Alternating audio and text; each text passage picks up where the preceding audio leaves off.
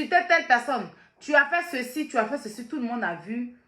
J'ai voulu me laisser un peu emporter. Après, je me suis ressaisie. J'ai dit non, non, non, non. Ils ne vont pas venir me faire ça sur Facebook ici.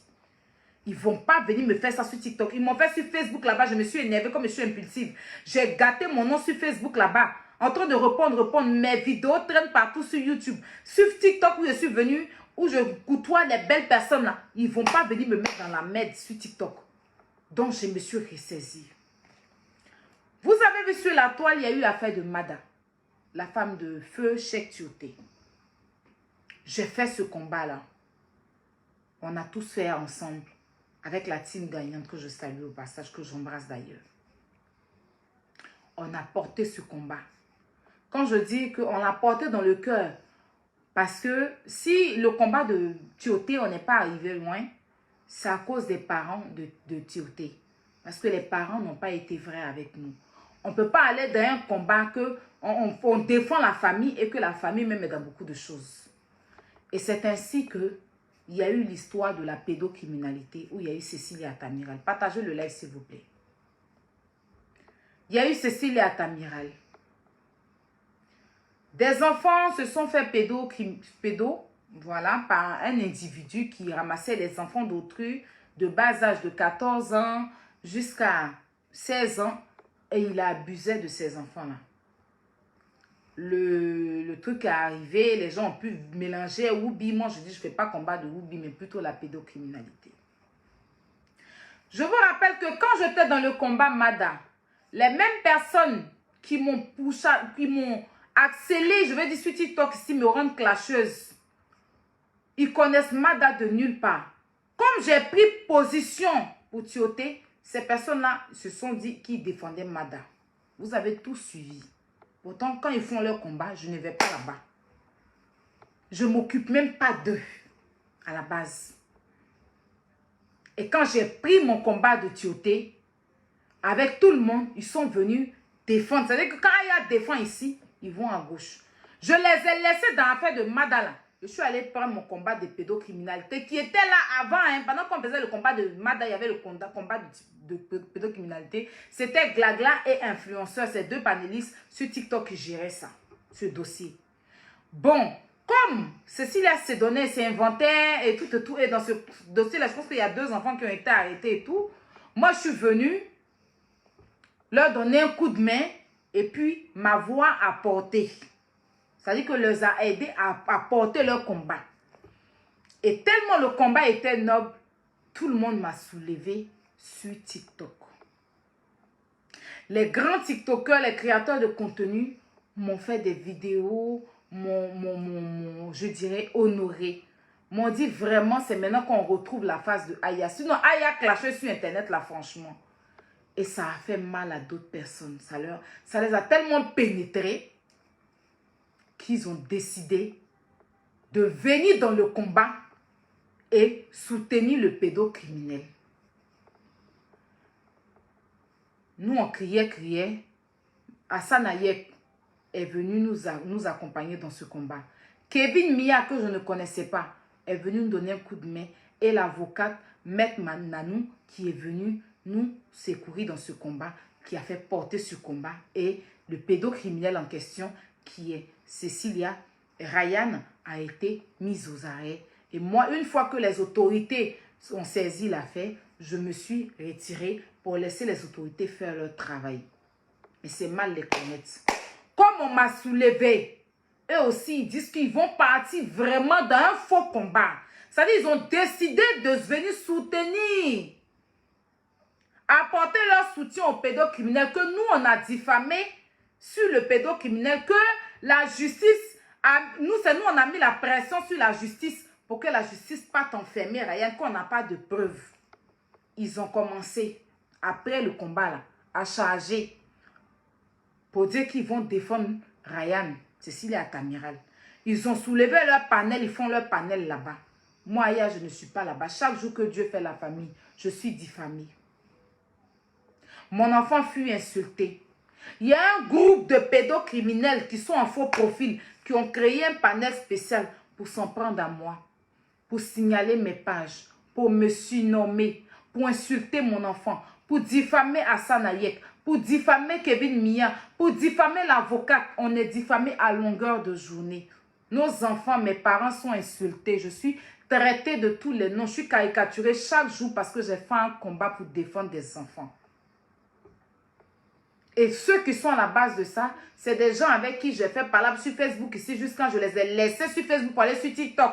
Ils étaient sur Facebook à dire que je suis une mendiante. Ils sont venus même me retrouver sur TikTok à être plus mendiante même que moi.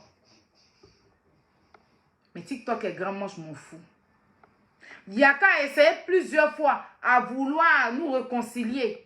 Moi je ne suis pas haineuse. Je suis partie avec. La réconciliation a mal tourné parce que ça a été des réconciliations hypocrites de leur côté. Quand ils se lèvent, je suis insultée, traînée dans tous les noms. Pourtant, je fais que des combats. Au jour d'aujourd'hui, là, je veux donner ma voix pour mon pays. Je veux donner, même pas pour mon pays, pour l'Afrique, pour le monde. Sur TikTok, vous connaissez. Je ne suis pas restée dans des petites conneries. J'ai fait beaucoup de trucs sur TikTok. J'ai ouvert, à faire d'aujourd'hui, quand les gens montent sur panel pour dire que je veux renchérir, là, ça a commencé par moi. C'est moi qui ai commencé. C'est moi qui j'ai commencé à faire des panels là sur TikTok. C'est moi, Aya. Quand je suis arrivée sur TikTok, j'ai commencé à faire les débats. Pour ceux qui se rappellent, j'ai pris le débat de Sarah Davila. J'ai pris le débat d'Arafat. J'ai pris le débat de Carmen. Et puis Maman Tina. J'ai pris des gros débats. Et puis j'ai commencé. Et puis après, les gens ont commencé à faire leur panel aussi. Avant TikTok, les gens faisaient les lives pour discuter entre eux. Moi, je suis arrivée sur TikTok. Elle m'ébérait. Ma team et moi, on faisait nos bérets. On faisait nos bérets. Après ça, quand il a vu que ça commençait à être autre chose là, j'ai dit, il laisse les bérets là. Je commençais à faire des émissions où on parle de l'aventure. Tu viens expliquer ton aventure, ce que tu as vécu. Ça, l'aventure, je pense qu'on a fait une semaine comme ça d'émission. Ça ne donnait pas trop. Après, j'ai fait Bagnon et Taoula Clamant. Bagnon et Taoula Clamant. Les gens faisaient des jeux de soulèvement. Mais je suis venue rendre ça plus lourd. Jusqu'à mon jeu même a été copié. Vous êtes là. En ce moment, je fais des SOS pour aider des gens. Donc, je suis sur TikTok là. Je fais des combats. Je suis la voix des sans-voix. Tu viens avec ton problème. Je trouve une solution. J'ai réconcilié des familles. Une mère et ses enfants divisés. Je les ai réconciliés. En les aidant, demandant aux gens de participer pour eux. J'ai fait trop de choses sur TikTok qu'on ne peut même pas citer. Parce que tout ça, parce que je ne veux plus rentrer dans des clashs. Je suis fatiguée. J'arrive, une minute, j'arrive.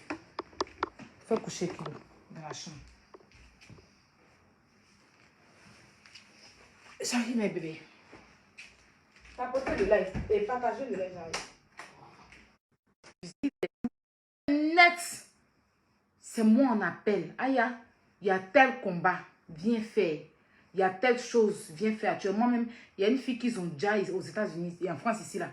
Moi, on m'a envoyé le dossier. Mais comme c'est un corps frais et que ça me dépasse, moi, je suis assise par tes pères à son âme.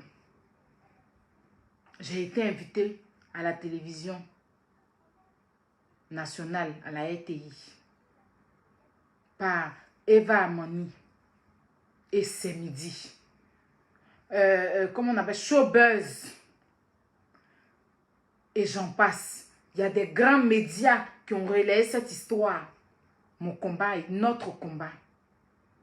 Parce que je fais des choses nobles. Alors la famille, comme je vous disais, les corps habillés, les autorités de mon pays ont fait arrêter Cécilia Atamiral.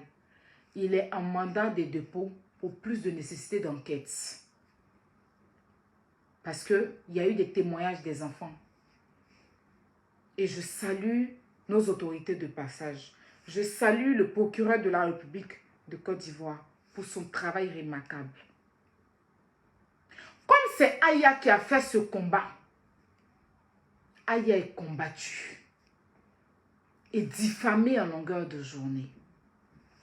Nous sommes sur TikTok. Comment Kevin Mia arrive dans ce dossier? Parce que apparemment lui aussi, il fait des combats Facebook et il a plusieurs fois gagné des combats. Et ma community manager, la PV, que je salue ici, celle qui m'a ramené Kevin Mia, parce qu'on criait à l'aide. Parce que Cécilia Atamira nous a dit que son derrière est gros. Cécilia Atamira nous a dit qu'on ne peut rien le faire. Lui, il est dans le pays là. Lui-même, il s'assoit dans le bureau, il dit, tape lui-même son PV. Donc, on était perdu par ses dires. Et il y a des audios même que j'ai mis, il a dit qu'on ne peut rien me faire. L'audio encore là, je vais jouer ça tout à l'heure, vous allez écouter. Donc, pour lui là, il connaît des gens. Moi aussi, je lui ai dit que toi et moi, sauf si tu n'as pas pédo les enfants là, et que tu vas t'en sortir. Mais si tu as pédo ces enfants là, Dieu va jamais, le Dieu que moi il prie, que je fléchis chez nous, je prie en longueur de journée. C'est moi, je suis femme et enfant. De toute façon, ta maman t'a accouché là. C'est comme ça, les enfants là, leurs parents les ont accouchés. Moi, je ne vais pas te laisser. Et il y avait des braves femmes, des braves hommes qui nous ont accompagnés dans ce dossier. On ne dormait pas. On a vu des personnes même venir expliquer leur situation. Et voilà JM, vous connaissez JM Talk, Jacques Maréchal, qui est toujours du mauvais côté. C'est un monsieur que moi j'ai connu sur Facebook, qui m'a approché un jour, qui m'a fait un post sur Facebook. Oui, un bon matin, je me réveille, on m'envoie une capture avec ma photo, il a posté sur sa page. Il a dit, Aya Robert, c'est la femme la plus intelligente de toutes les blogueuses. Elle est très intelligente et suivez bien cette femme. Parce qu'avant, il me détestait selon ce qu'il a dit, qu'il ne voulait pas s'approcher de moi. Mais quand il a commencé à bien s'asseoir sur Facebook et qu'il a vu qui je suis, il m'a fait les éloges et j'ai partagé son live. Il a même fait des directs où j'ai été. Et après, il m'a contacté pour que je vienne dans son émission.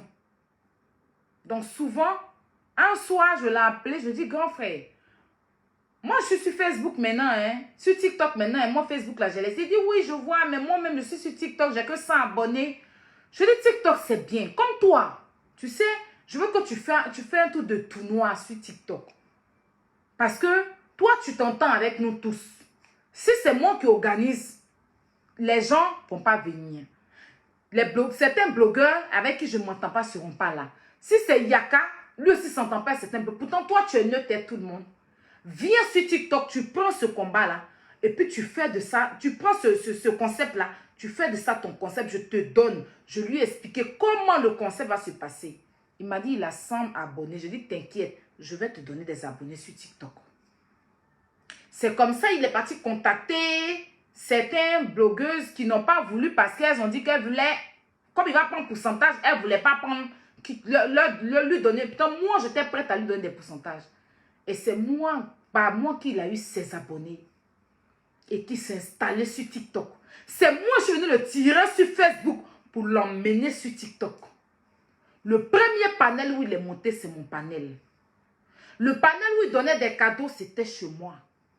Il suivait tout ce que je faisais à la lettre. Quand il ne comprend pas que je suis sur TikTok, il me demande. Même le jour où il a lancé son premier live, il ne savait pas comment faire. Je lui ai montré comment ça se passe, comment lancer le live. Je suis restée au téléphone et lui, je lui ai expliqué tout.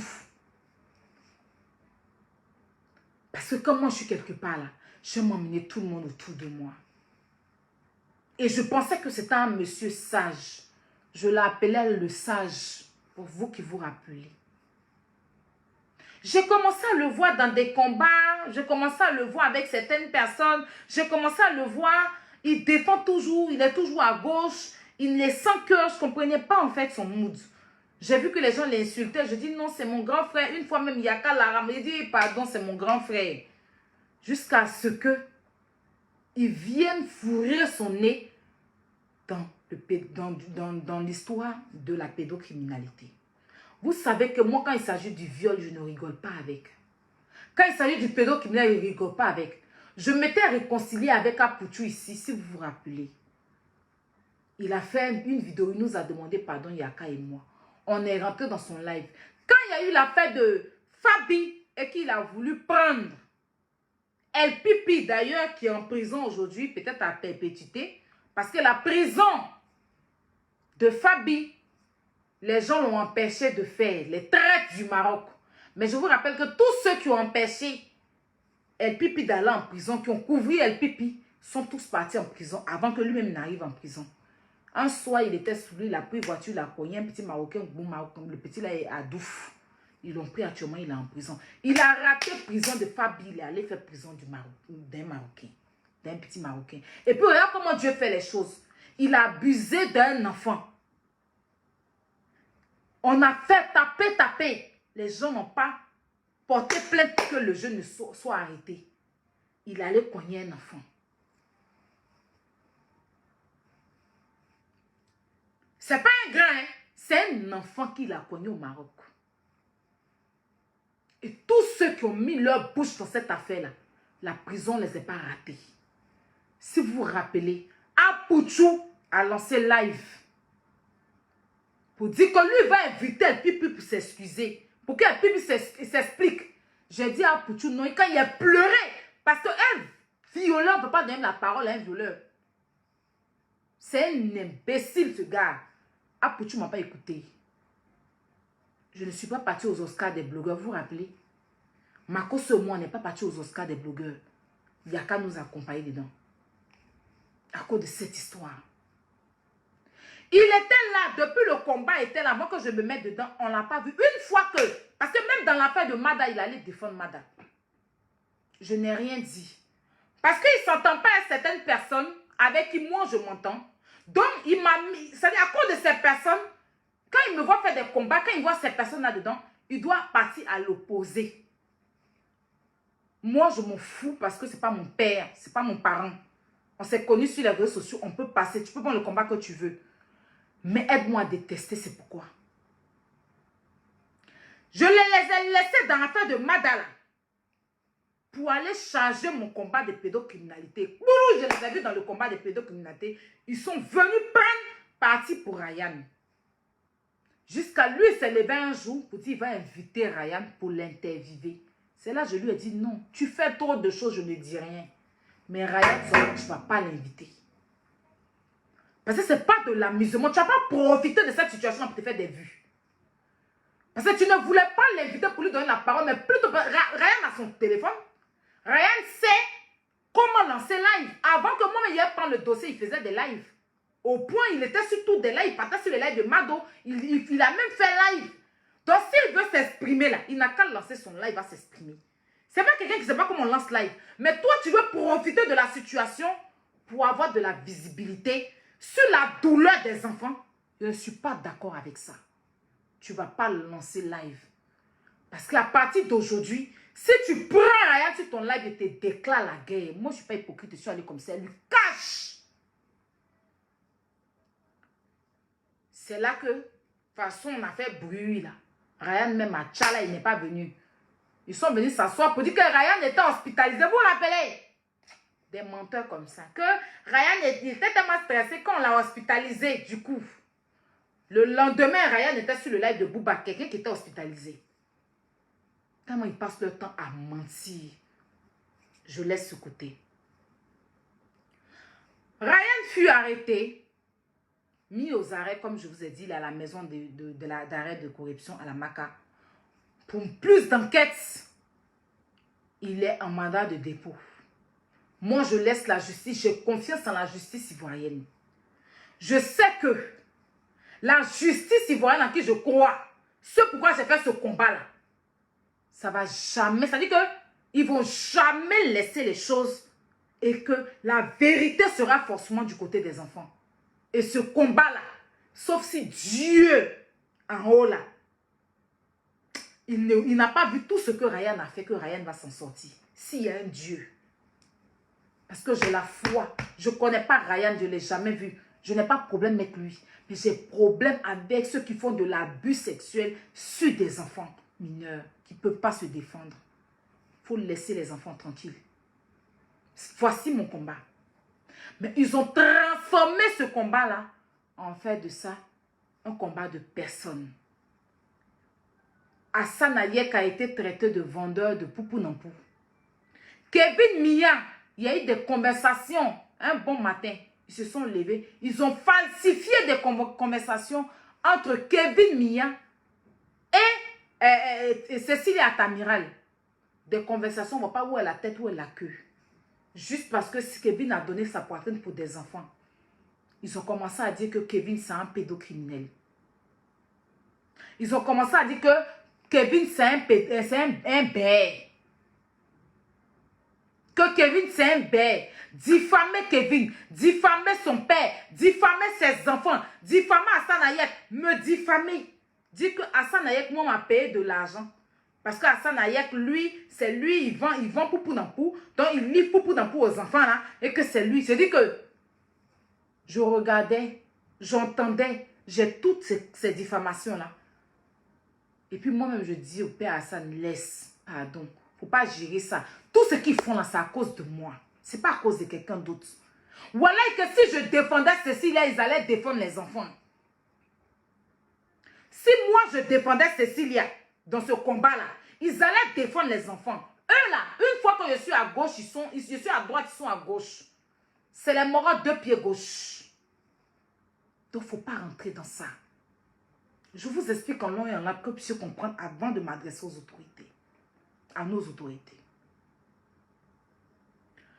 La goutte d'eau qui a débordé. Il y a un certain Touré Mamadou, appelé communément Titi de son nom sur TikTok. Il a dit qu'il est juriste. Une fois même, il a fait vidéo pour dire que lui, il était venu, il était sous travail, quoi là même, que c'est la PSC qui l'a envoyé de venir nous surveiller. Et tralali, et tralala, moi, c'est pas quelqu'un que je suivais très. Mais moi, franchement, les histoires de je suis juré, je suis avocat sur Internet, là, je ne calcule pas. Un soir, il se lève, il se met dans un live. Comme je vous ai dit, il y a des faux profils qui ont créé des lives pour nous diffamer. Et ils sont décidés de défendre Cécile Atamiral. C'est un groupe de would-be pédocriminels. Donc, chaque jour, on est diffamé. Donc, qu'est-ce que Titi fait? Titi en question se lève. Je vais vous faire écouter ses propos. Et puis, on va arriver au sujet. J'arrive. Voilà.